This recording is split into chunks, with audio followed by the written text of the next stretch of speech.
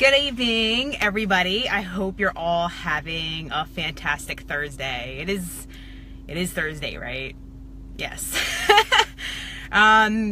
It's been a pretty busy week for me. I know I normally bring you guys more videos throughout the week, usually like a couple, and it's late in the week and this is my first video this week, so I apologize for the delay. I'm actually working on standardizing my videos, so I'll probably be doing my videos at a regular time, either on Tuesday or Wednesday.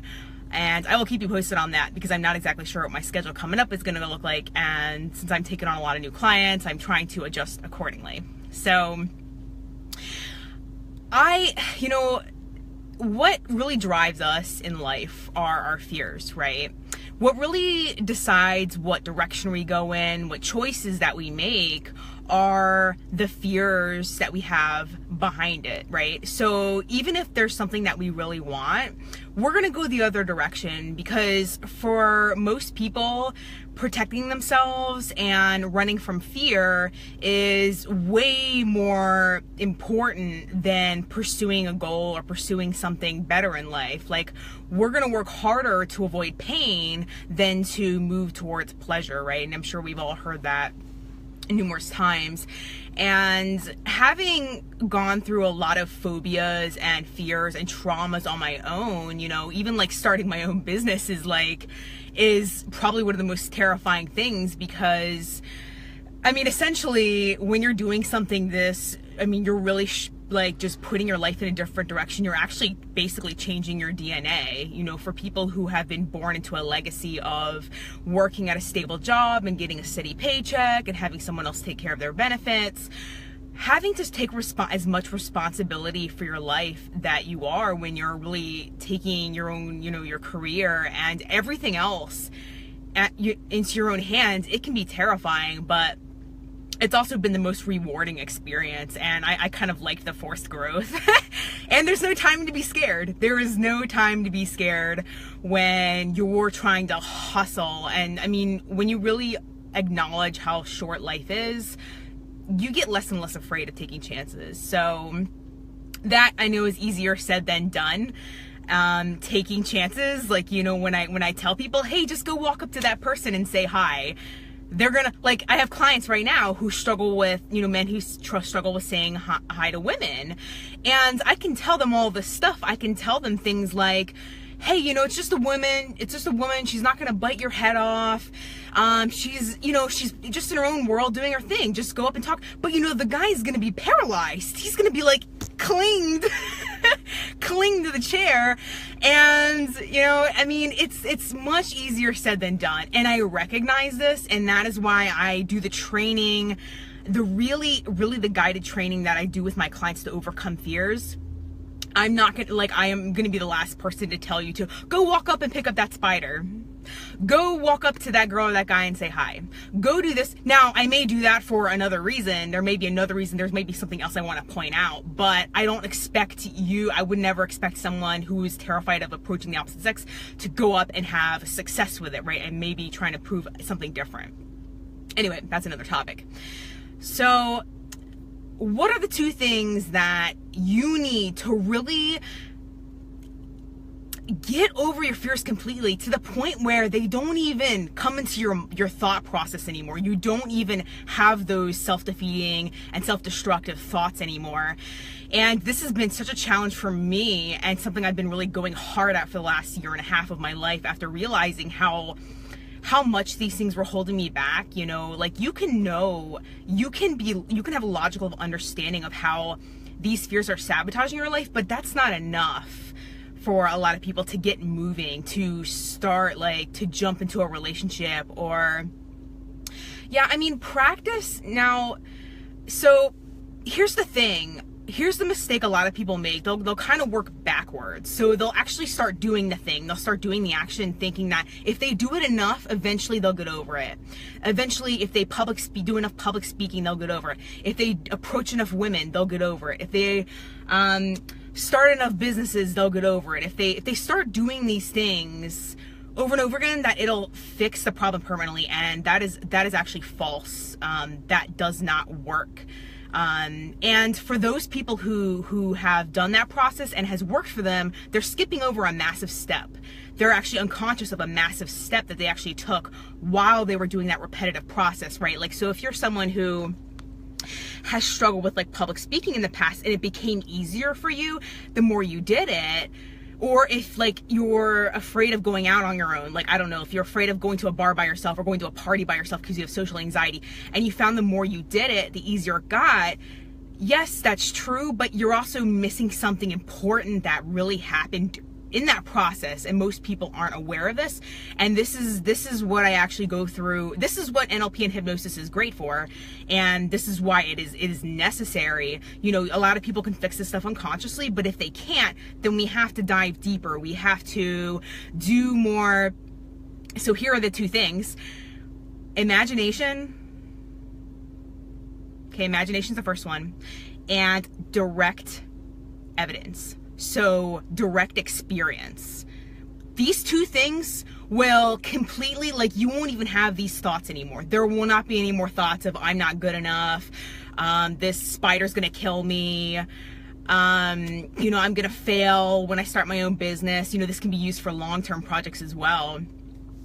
And what I found was, okay, hypnosis and NLP is great, but there's something else missing here. I need to somehow put a cap on this and prove to myself that this works. So that's where direct experience comes in. But then if you go at direct experience by itself, you're always going to be nervous. If you don't have that neurological rewiring going on in the process, it's like beating a dead horse. You can go approach 100 women and you're still going to have those same subconscious fear reactions, right? So that's the difference between going about it one of those ways or using both of those methods, and using both of those methods have proved to be the most powerful for me. So let me talk about where this was really powerful for me. So I grew up, you know, being bullied and everything by kids for my weight as a kid. What I ended up realizing was that I was carrying around a subconscious fear, that feeling like everybody was judging me. Now, I know I'm not the only person with this. I know a good majority of adults out there are still dealing with this fear of like everybody's looking at them like they're under a microscope, like everybody's judging them on their body or judging them on how they look or their hair or how they dress. And this belief alone can really hold you back from living life. And it was so severe in me to the point where I was actually, and some of you know this about me because I've recorded this before, I would actually develop tears. I would actually my subconscious would actually trigger tears when I was like around groups of people or at parties, or even just walking down a hallway and someone coming towards me. I would immediately start to get these, basically they were a white noise at this point, these thoughts that were like, I wonder what they think about me. Are they gonna call me a name? Are they gonna do this? Like, I didn't even know what the thoughts were. That's how long they've been ingrained in for me. And when we can't recognize these very subtle triggers, that's where hypnosis and NLP comes in handy, because now you're opening up communication to the subconscious mind. And if you don't know how to communicate effectively and efficiently with your subconscious, which is what drives you, right? There's a saying in NLP that says, the conscious mind is the goal setter, but the unconscious mind is the goal getter. So it doesn't matter what your goals are or what you set out to do, your unconscious mind is going to guide you, and you may generate the same failing results over and over again because you've had these patterns, these neural pathways that have been built growing up. And what I learned down the road was that these neural pathways they're hard, especially as adults. They're hard to overcome because as a kid you're actually developing them as you go. So if you're walking around the playground and some kid trips you or calls you a name, and you have an intense emotional reaction to it, you start to cry, you get upset, you're gonna build a pathway so fast, and it's gonna get solid really quick. And especially the more this is refueled or re-experienced, this pathway becomes stronger. And I did a lot of research on this. I was like, okay, so I've had these pathways that are built, and my brain, my subconscious mind literally can't see beyond me getting bullied, right? I can't see successful, like a flirting attempt for me was like, holy shit, there's no way. Even though it's possible logically, I was like, I don't see this for me. Or like even starting my own business, it was like, okay, I know people are out there doing it, but I don't think I can do it. Like, how can I do it? I don't see how I can do it. And that's those pathways that are getting in the way, because they've kind of limited you over your growth period, and you've just been reinforcing the old patterns. But what I learned down the road was that these can be rewritten. So you'll still have the old patterns, but what you're actually going to do is create new patterns, and that's what imagination really does, and direct experience. So when I work with my clients, I don't push them into direct experience first. That can set people back. That can shoot them in the foot. That can reinforce those old patterns. If I tell clients, okay, you're going to start doing this, but I don't want you approaching people. I don't want you practicing that in public yet, because if you could shut down, that's just going to reinforce to your brain, oh no, yeah, that's right, I do suck, or I am ugly, or I'm not good enough. So,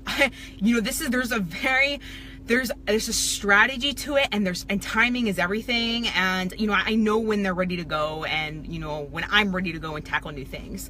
So what people who have achieved and overcoming their fears have done before actually going after like direct experience, creating that business,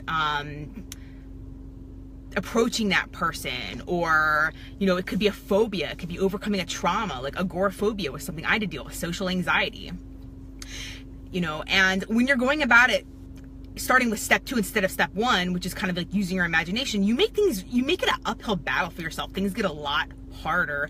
And again, you open up the potential for shooting yourself in the foot and reinforcing those old patterns that make you like kind of reinforce, oh yeah, I am not good at this, or I am not, any of these things that, I wish I was. So, what I start to do with people is NLP, this is what it really is. It's replacing your old thought processes and your old ways of accessing your memories with new ones. So if you're seeing like yourself getting rejected by a girl or a guy, we have to replace that, right? If you see yourself failing at trying something new, like you don't feel like switching jobs is going to work out for you, or you're too afraid to make any bold move because all you can see is a negative outcome, then that's what you're going to achieve. That's what you're going to do. And you're actually, when you repeatedly imagine the stuff in your head, you're actually putting your unconscious mind on a path to that outcome, to that rejection, to that failure. You're actually sabotaging yourself. And it is so hard to overcome this, which is why imagination is the way to go, and repetition. So a lot of this stuff can be done pretty quick, within a few minutes, with like NLP, neuro-linguistic programming, hypnosis techniques.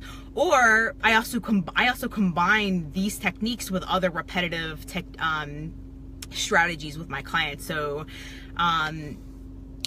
for instance, an example would be, here's an easy one. If you want to overcome social phobia, I'll have my clients go up and just start a conversation with 3 people a day, right? That's one way you can start building the neural pathways, the new ones, so that you're kind of opening doors that like, oh yeah, you're not making a huge jump where you could potentially get, shoot yourself in the foot, but you're kind of like, oh, I can talk to this person.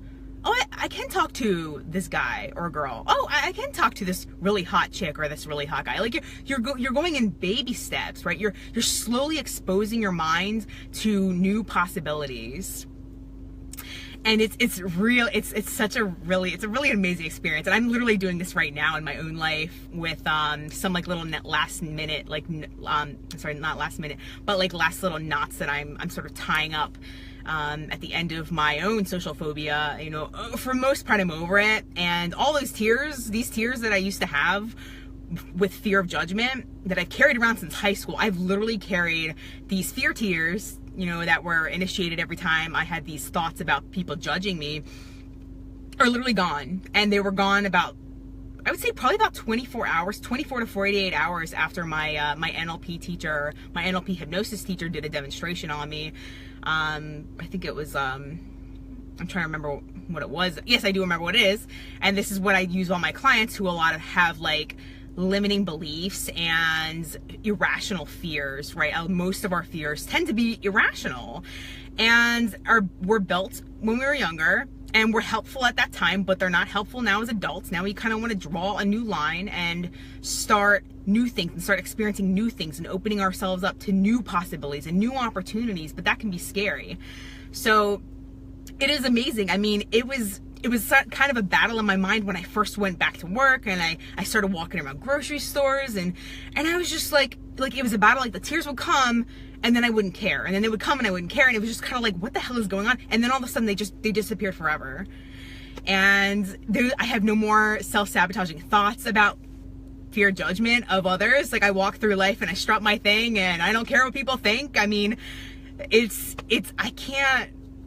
I can't even put into words that kind of emotional freedom.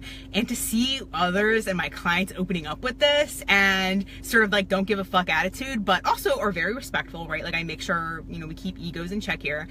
And I mean, there is no better feeling. So instead of like trying to beat a dead horse, if you have a fear that you need to get over and you're like standing in front of all that paperwork, you're worried you're not going to get it done, or you're so scared to talk to the opposite sex, or you're just afraid you're going to fail. Maybe you're afraid you're not going to lose that weight, or, you know, I mean, any kind of irrational fear, right? Because these are all things we can achieve. We just don't think we can achieve them.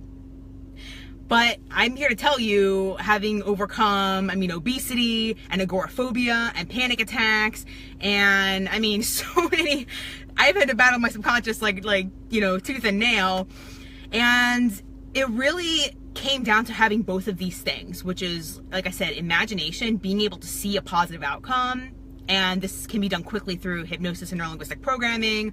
I mean, you can also do it on your own. There's strategies that I've talked about in the past, though, in my past videos, so you can check them out on my blog.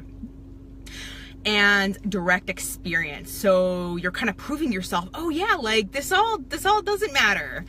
This is not real, right? Like people aren't gonna make fun of me. People aren't gonna bully me. People aren't gonna judge me, right? I mean, and anyway, if they are, do you really care? Is it really gonna impact your life? Is it?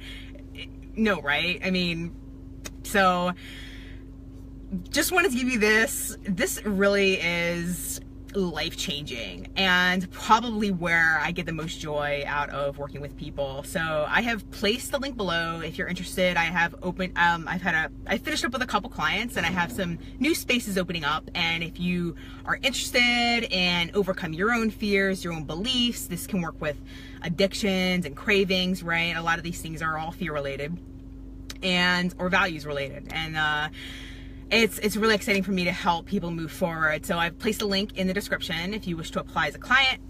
You know, I'll go over the application, see if we're a good fit, and let me know what else you would like to learn, would like to hear, would like to feel, and I would be happy to bring that to you all in my next video. Y'all have a great Thursday. I have my own coach calling me in about 20 minutes. So yeah, I'm not done. I'm not done either. You're never done. So, we're the Big Bird. I'll talk to you guys later.